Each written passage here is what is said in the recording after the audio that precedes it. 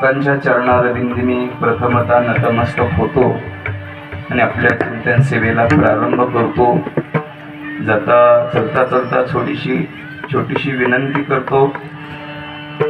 ज्यांना ज्यांना हात आहेत आणि ज्यांना ज्यांना तोंड आहे त्यांनीच टाळी वाजवायची, मुखाने विठ्ठल विठ्ठल म्हणायचं. ज्यांना हात नाही त्यांनी अजिबात वाजवायचे नाही. ज्यांना तोंड नाही त्यांनी अजिबात म्हणायचं.